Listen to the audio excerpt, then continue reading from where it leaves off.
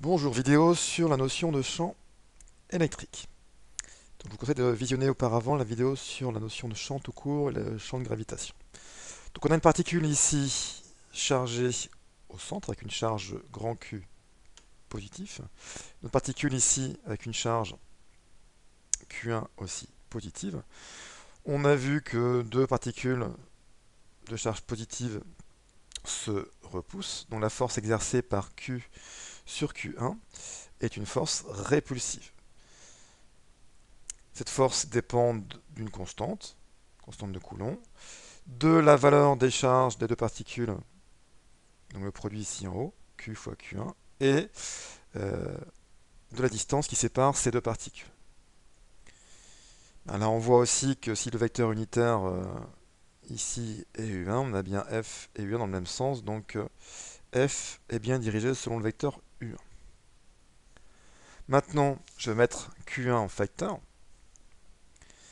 Q1 est facteur d'un produit, enfin d'une relation finalement, K fois grand Q divisé par D en carré, qui dépend de la particule du centre, de charge grand Q, et la distance qui sépare cette particule du centre de la charge Q1 en question.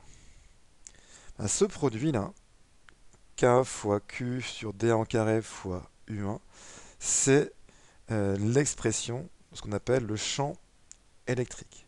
Donc c'est l'influence qu'a la particule de charge Q dans l'espace autour d'elle. Cette influence, elle dépend bien de sa propre charge et de la distance qui sépare euh, le point considéré du centre de cette particule. Ensuite, sa direction, on le voit ici, c'est toujours selon un vecteur unitaire qui a quelle direction? Une direction portée par une droite qui correspond finalement à un diamètre, enfin portée par un diamètre de cette particule, et son sens, c'est toujours dirigé vers l'extérieur. Donc cette droite-là, c'est ce qu'on peut appeler une ligne de champ. Et ces traits rouges que l'on voit de part et d'autre, ce sont, enfin plutôt représentent le champ électrique créé par la particule autour d'elle. Bien sûr, on voit que les segments fléchés ont des normes qui décroissent si D augmente. En effet, quand on regarde ici, la valeur de E est dépendante de la distance. Si la distance D augmente, la valeur de E va diminuer. Donc voilà une expression du champ électrique créé par une particule de charge Q. Toute particule chargée qui rentrera dans ce champ sera soumise à une force F, telle que F serait égale à Q fois E. Alors là, c'est la charge Q1. La particule de charge de Q1 sera soumise à la force Q1 fois E1. E1 étant le champ électrique créé par la particule ici en rouge, à l'endroit où la charge Q1 se trouve. Prenons maintenant une autre charge Q2 négative. Alors cette fois-ci, la force exercée par la charge centrale est attractive parce qu'on est deux charges de signe opposé. La force exercée par Q sur Q2 serait égale à Q2 fois E2. E2 étant le champ électrique au point où se trouve la charge. Champ électrique créé par la charge, enfin par la particule de charge grand Q. Alors, vous allez me dire, mais il y a un problème parce que F est attractive et E est dans l'autre sens. Donc il y a un souci. Non, parce que rappelez-vous que la charge Q est négative. Donc le moins indique que F et E sont en sens inverse. C'est bien ce que l'on voit sur ce schéma. Donc le E en ce point-là, c'est la même expression que celle du dessus, sauf qu'on n'est pas au même endroit. Donc c'est pas le même vecteur unitaire, c'est pas la même distance, mais l'expression reste similaire. Donc globalement, le champ électrique créé par une charge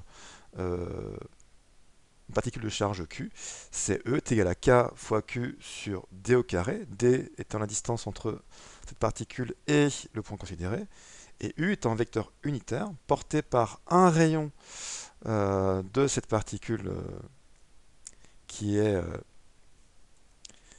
a priori sphérique, et dirigé vers l'extérieur. Donc voilà comment on exprime le champ électrique pour cette particule de charge grand Q positive. L'expression de E est valable que la charge du départ soit positive ou négative. Le champ électrique créé par une charge positive, on vient de le voir ici, ce sont des vecteurs dirigés vers l'extérieur de la particule. Si la charge est négative, le champ est dirigé vers le centre de cette particule. Pourquoi? Donc c'est en sens inverse de tout à l'heure. Parce que dans l'expression, si la charge est négative, on va avoir une inversion du sens. Donc c'est pour ça que les vecteurs champ électrique sont en sens inverse lorsqu'on passe d'une particule positive à une particule négative. Si on cherche le champ créé par deux charges, ça se complexifie. Alors là, quand on regarde ici, on a bien des lignes de champ qui partent de la charge positive et qui pointent vers une charge négative ici. Donc si on a les deux charges côte à côte, on va avoir des lignes de champ qui vont partir du pôle plus vers le pôle moins. Autre cas qu'on a vu en TP celui-là, lorsqu'on a deux armatures, une chargée plus et une chargée moins, entre ces deux armatures, il y a existence d'un champ électrique. On a vu que ce champ électrique était uniforme. Ça veut dire quoi? Que la direction, le sens et l'intensité sont la même partout entre ces deux plaques. Et ce champ, comme on le voit ici, sera dirigé du plus vers le moins.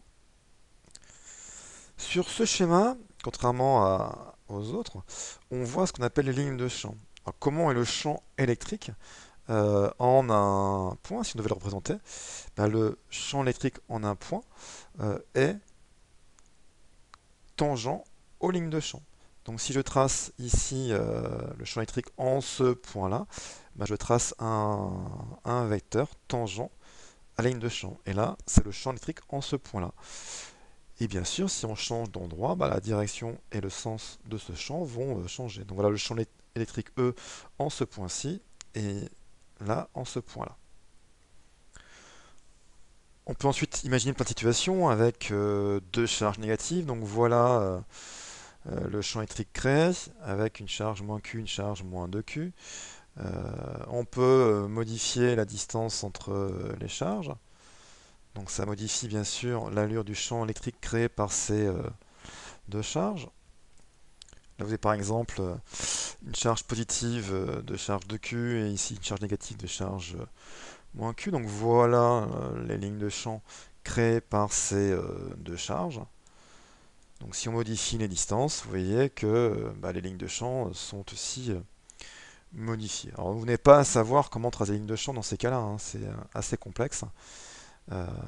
Généralement, on peut modéliser ça aussi avec un programme Python qui permet de modifier l'emplacement des charges et des particules chargées et la valeur des charges de ces différentes particules.